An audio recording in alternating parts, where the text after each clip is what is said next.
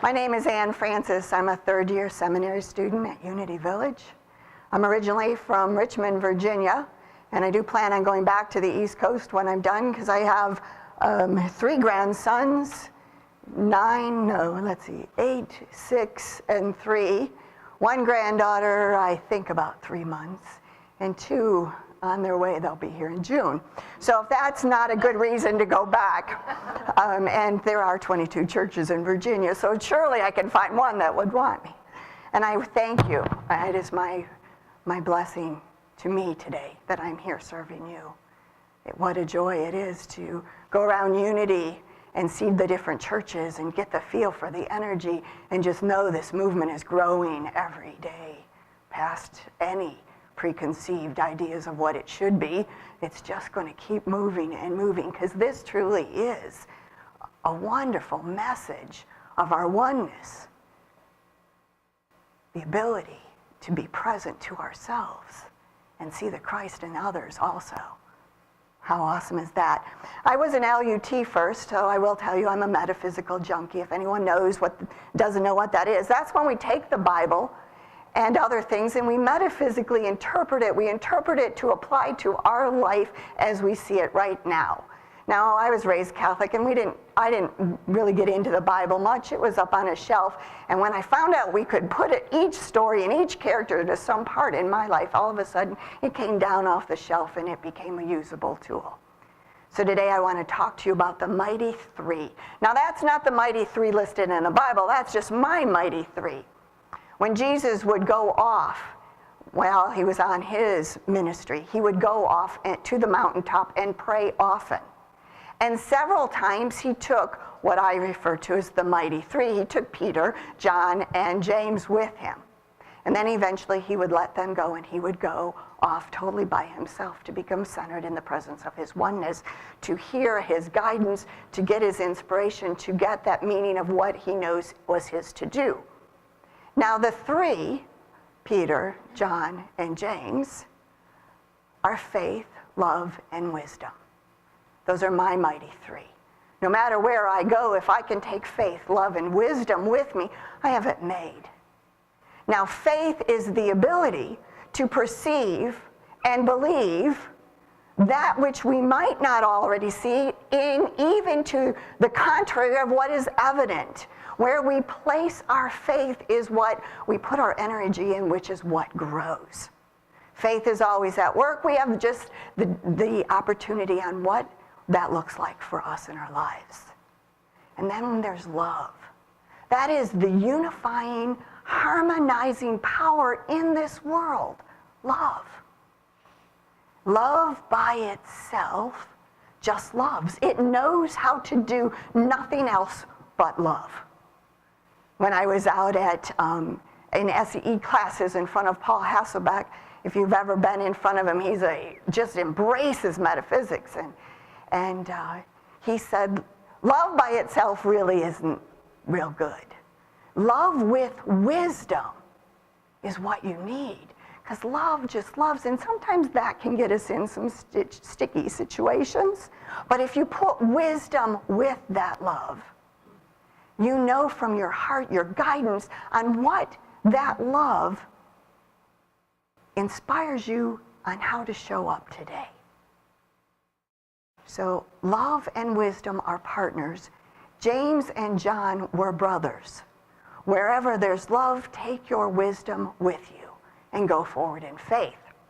While I was out at Unity Institute, I was in some SE classes in leadership on my way to an LUT program. We walked out at break, and there was the students had been watching it, the other students had been watching, and there's a bird on the ledge. And they told me that 2 days ago there were 3 birds ready to fly, and there was 1 left. And she's hanging out, and yes, I've decided she's a she. She's hanging out on that ledge, and we're all watching her, and she's not looking like she's going to fly much today. And the other students got kind of bored with watching, so they went off and did their thing. But I wanted to witness this miracle. So I got by a post and I just leaned and I just got real quiet because I'm going to see this bird fly. And I'm even going to give her all the energy I can to see this happen. But what I didn't know was the miracle that I was going to witness. What I saw as I was standing there so quiet, a host of like-minded birds showed up. They were all over under this walkway where she was on this ledge. And right behind her was her nest that she had been very comfortable in for quite some time. And all these birds showed up. And it made me feel sort of like unity. We come here with a bunch of like-minded people hoping for a transformation, a growth, an opportunity of something greater just by coming together. So you get all these birds come and they start chirping. And they're talking to her, you know they are. And so one sits a little ways away and there's conversation going back and forth. And others are flying around her. And I'm like, wow, what a gift here.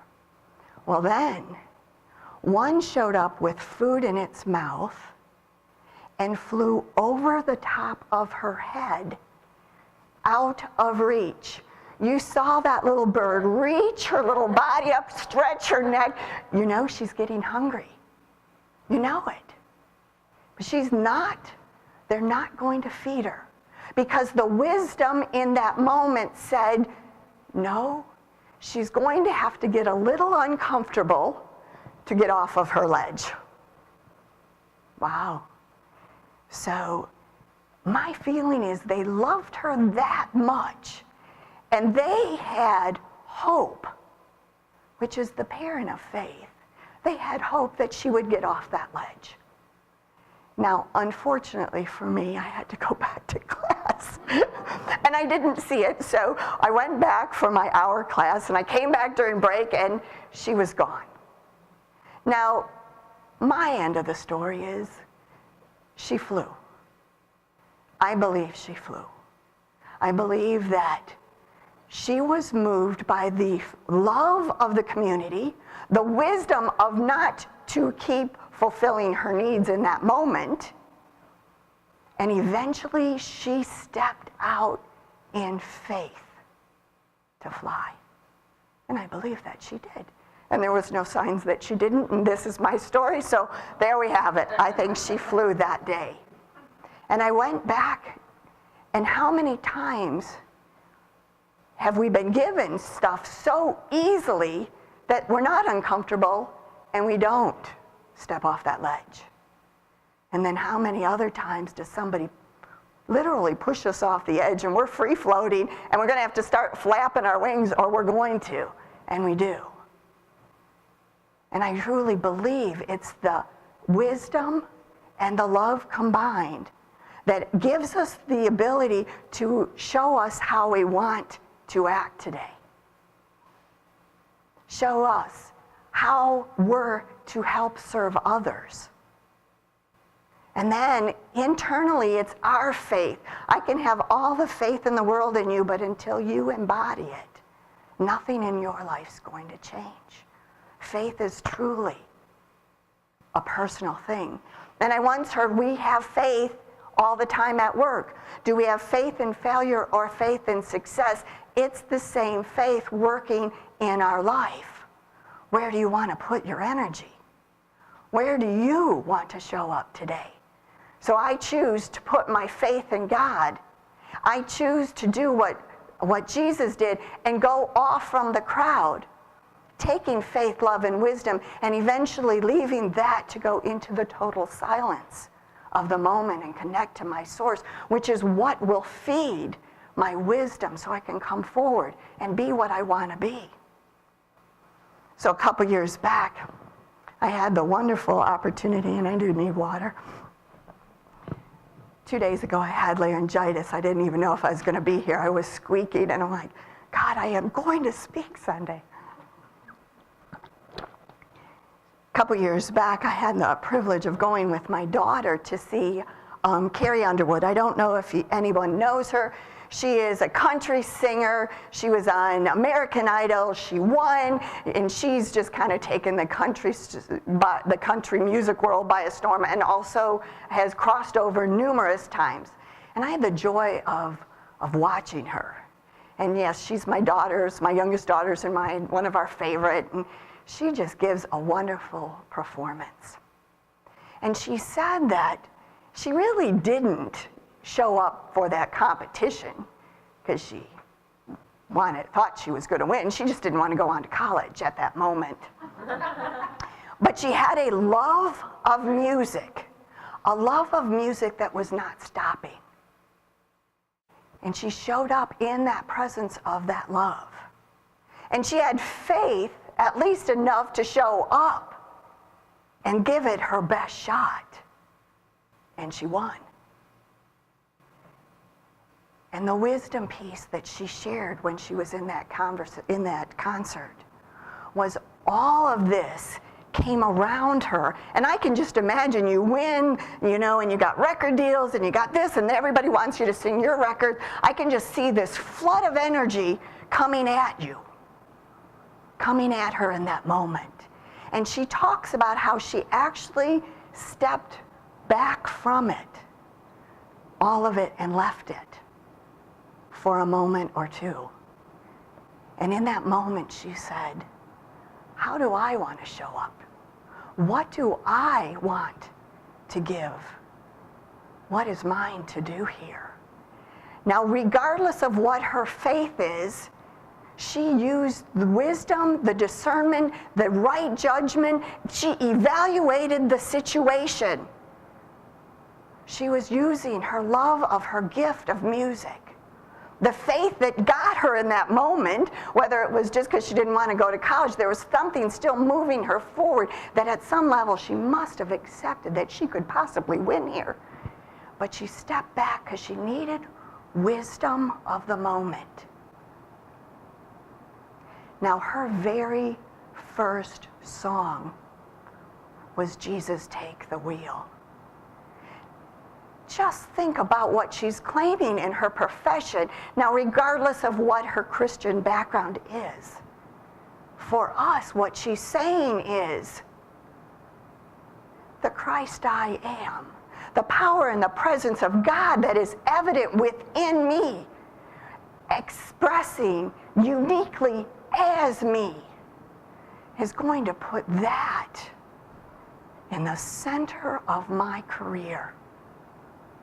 Jesus, take the wheel. Have you ever thought about turning something over to that power and that presence, knowing that when you step back from life a minute, you may get that wisdom on how to move forward? And then I believe the other powers show up. We won't get into that because that would take me off on a tangent. But you get that understanding on what is yours to do. And she claimed in that moment, I'm going to turn this over to my God self. Knowing that it's attached, it is one with the power and the presence of God, I can't fail here, regardless of what that winning looks like. Now, in her concert, she starts out every concert in gratitude. She is very grateful for God. She's grateful for Simon for giving her this opportunity. She's grateful for every person along this path. She lives in that gratitude, which whenever we're in a situation, if we can see the good and see the gift within it. So the other day I was at a Unity church, and the minister was talking about how there's another minister, he's telling a story about another minister, that every morning he says, "Good morning, God. What's up? Count me in." And I got home and I went, count me in? Don't I want to see what it is first? Do I really trust that much to surrender my life? I said, "Good morning, God." I'm waking up, I'm putting my presence, my power, my energy, my thoughts to God. And can I truly let go of what I think today should look like? So my question to you is, are you sitting on a ledge? Is there something you need to step off of?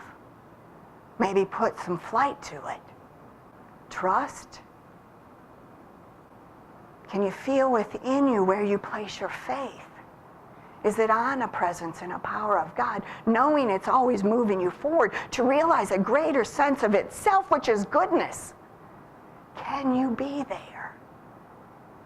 Can you have faith that as you keep moving forward, that as you take this step and this step, lights will be lit along this path?